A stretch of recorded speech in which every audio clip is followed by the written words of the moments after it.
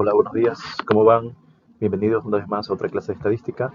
El día de hoy pues vamos a ver, seguimos en fundamentos básicos y sobre las gráficas estadísticas. Veamos qué nos dicen esto, ¿no? El objetivo de esta clase va a ser entender la importancia de las gráficas, comprender la aplicabilidad de todas las gráficas y aprender un poco a interpretar correctamente estas gráficas. Vemos en el ejemplo pues un ejemplo típico de gráficas. Conceptos básicos, ¿no? ¿Qué es una gráfica estadística? Básicamente es una representación gráfica, ¿sí? Que nos ayuda a representar datos, nos ayuda pues a analizar patrones, nos ayuda a analizar tendencias. Su objetivo es presentar la información de manera que se pueda entender fácil y rápidamente. Los tipos de gráficas pues no es que hay un tipo de gráfica para cualquier tipo de evento, ¿no? En algunos otros vamos a tener una variable, otros rangos o clases de la misma familia, o vamos a tener pues diferentes variables. Entonces no es una gráfica para todos los casos. Entonces tenemos 13 tipos de gráficos, como están viendo, y vamos a ver pues un poco de cada uno de ellos, ¿no? Empecemos. Gráfico de barras simples, ¿no? Justamente se utiliza barras, en este caso pueden ser barras verticales o barras horizontales. ¿Sí? La longitud de la barra es proporcional a la cantidad que representa. Recuerden que estas gráficas nacen de una buena elaboración de la tabla de distribución de frecuencias. Siempre tenemos, en la tabla de distribución de frecuencias tenemos las clases en el eje de las ordenadas, perdón, de las abscisas, y en el eje de las ordenadas tenemos pues las frecuencias absolutas, ¿sí? Justamente, una gráfica va a tener un título que represente, pues, ¿qué me quiere decir? Tengan siempre una etiqueta o el eje de las abscisas y también el eje de las ordenadas. Si hay unidades, pues colocar unidades. O sea, si hay un número, colocar una unidad, ¿sí? Digamos que una gráfica debe ser bien representada, ¿no? Un ejemplo, pues la cantidad de espacios de diferentes áreas. Tenemos aquí en las abscisas las salas, cocinas, habitaciones, baños, y vemos las frecuencias absolutas, ¿no? ¿Quién tiene más área en metros cuadrados? Pues las salas, ¿no? Con 35 metros cuadrados.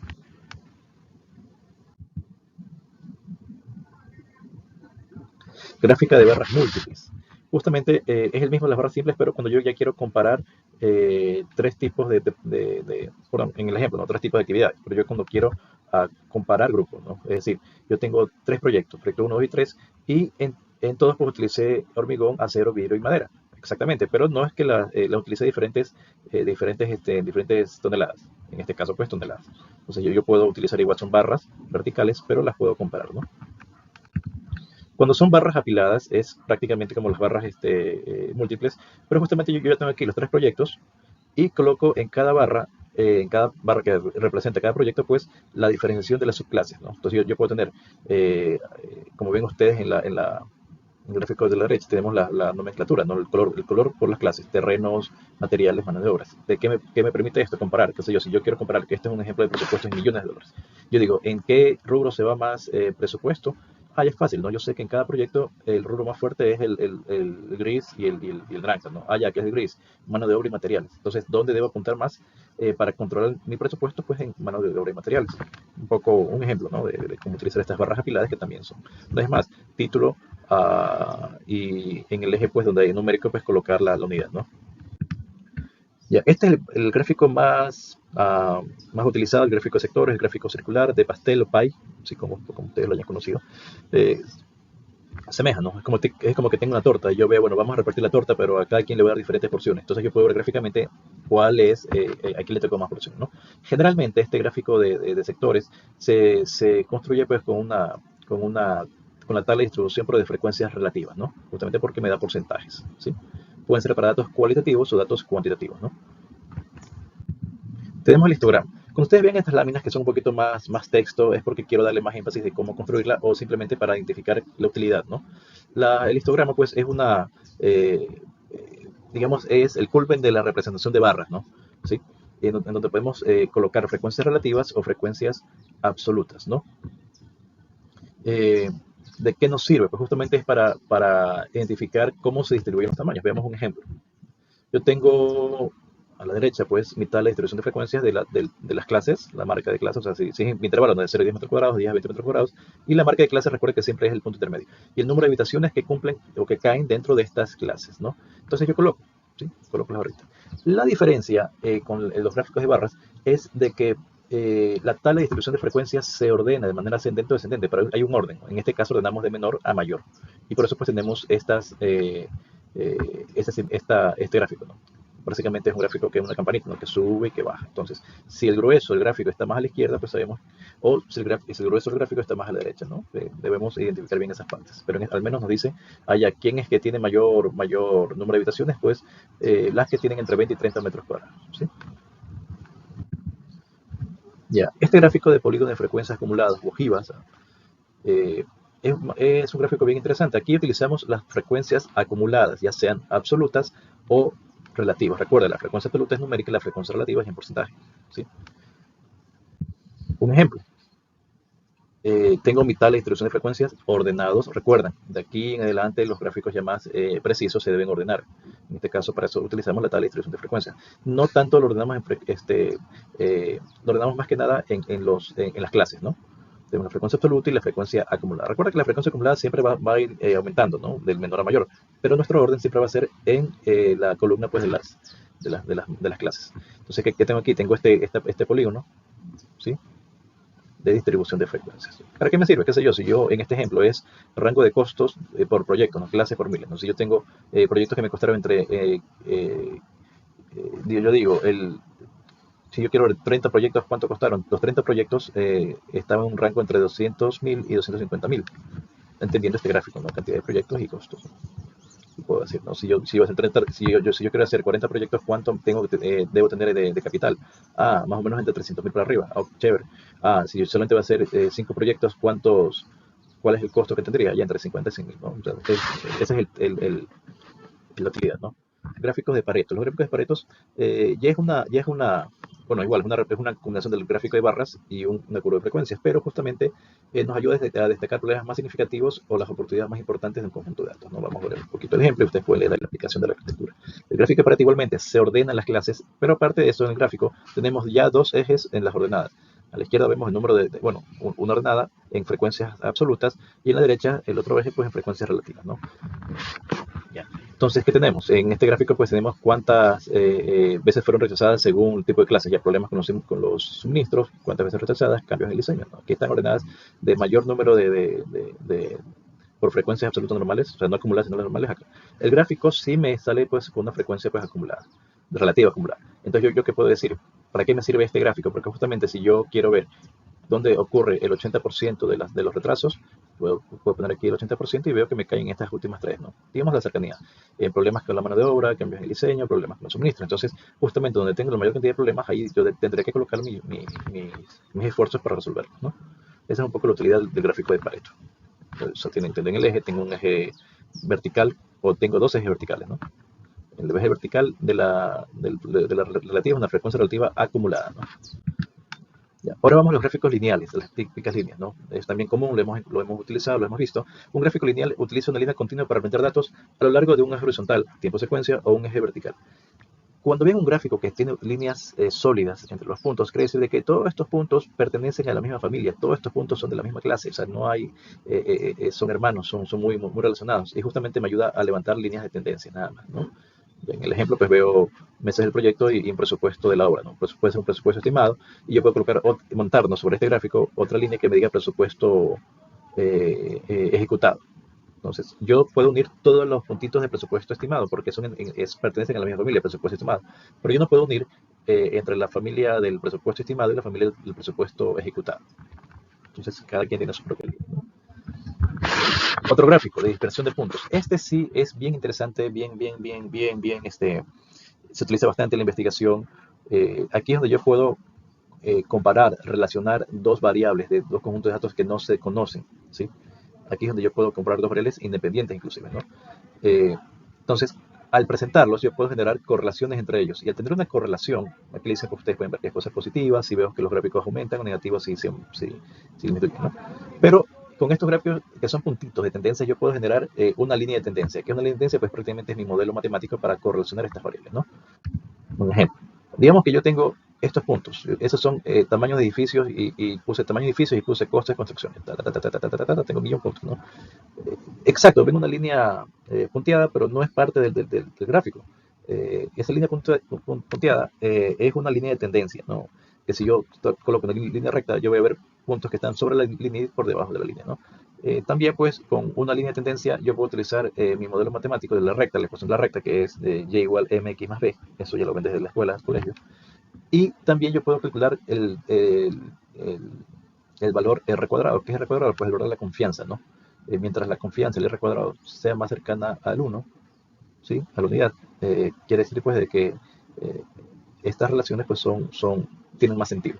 En este ejemplo pues tenemos una relación cuadrada de 0.99, prácticamente es esta ecuación representa a esta serie de datos, ¿sí?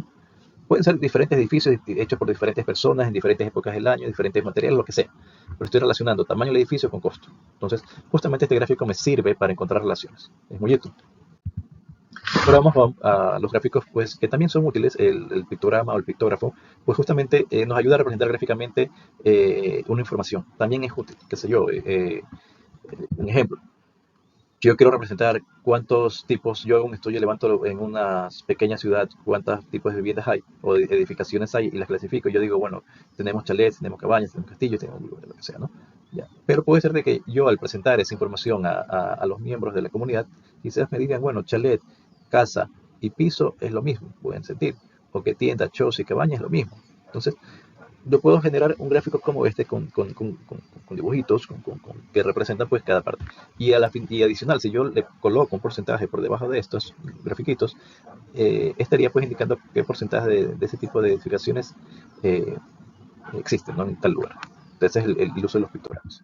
Tenemos también el gráfico de la pirámide. El gráfico de la pirámide también es sumamente útil, pero estas no solamente sirven para esas variables que son dicotómicas, es decir, que pueden tomar dos categorías. En este caso, hombre y mujer, ¿no? Entonces yo puedo decir, me sirve más para la parte de analizar. Si yo tengo un gráfico de piramidal, tengo hombres y mujeres, ¿no? Pero yo digo, la edad profesional de los arquitectos, están desde estudiantes hasta 20 años de experiencia.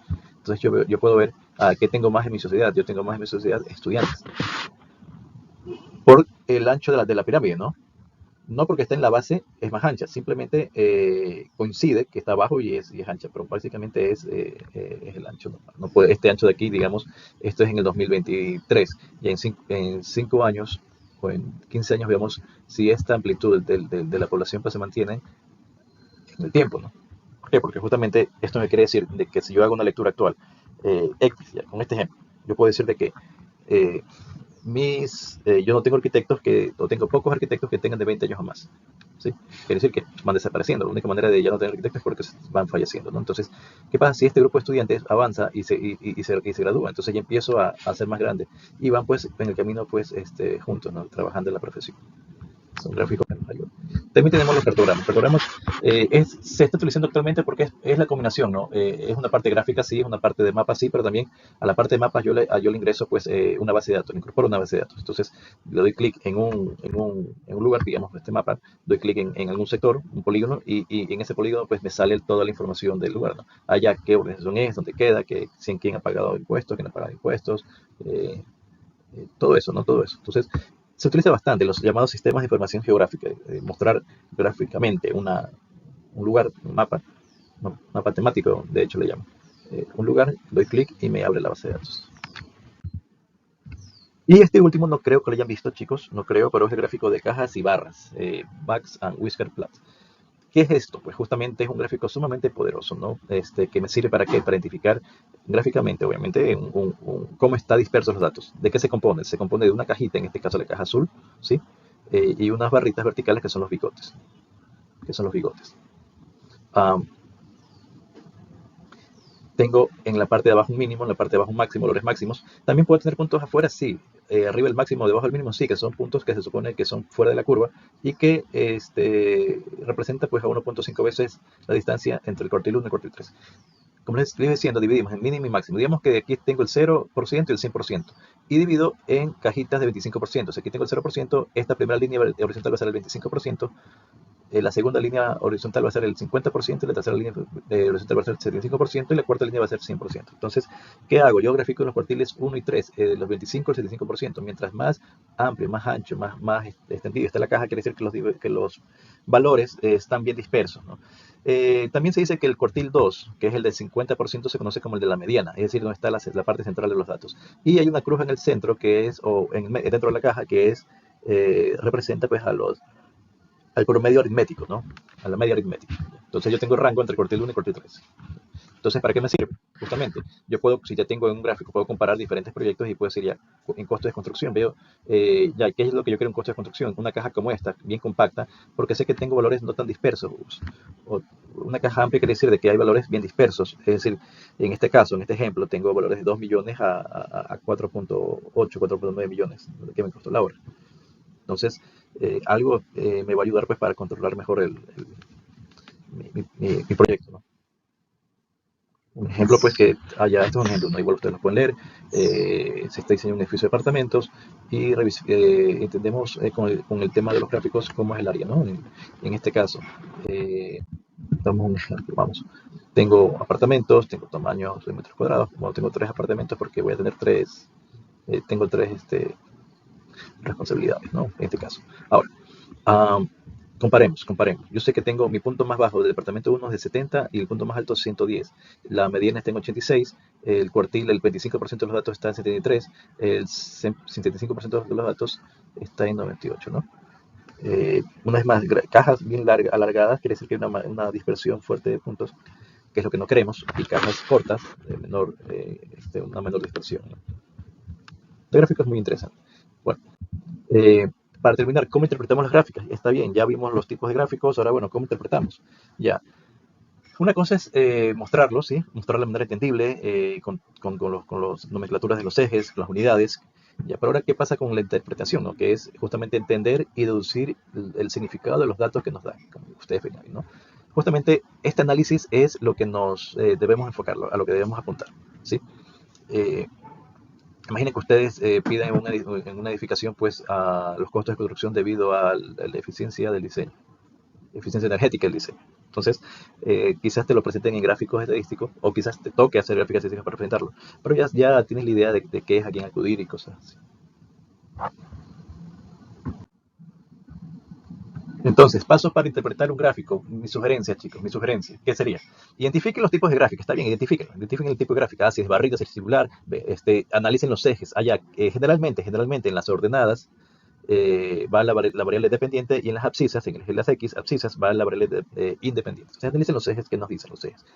Examinen si hay tendencias, qué sé yo, si hay en las frecuencias relativas donde se pega más, observar patrones y relaciones y encontrar pues, valores atípicos. Resumiendo, ya para terminar, vimos las herramientas visuales que son las gráficas, vimos que existen diferentes tipos de gráficas, no es una sola gráfica pues para todos, hay una gama, por favor, utilicen diferentes gráficas hasta inclusive para aprender a usarlas. Y en arquitectura pues nos permiten tener patrones relacionados pues con aspectos de la construcción. Bueno, con esto pues termina esta clase de hoy, por favor estén atentos, revisen, denle like al video porque tenemos like y dale suscríbete para ver más videos. Ajá. Y lo que ven ahí ustedes es un QR para que llenen un formato, ¿no? Bueno, hasta luego. Si tienen una pregunta, por favor al correo, ¿no?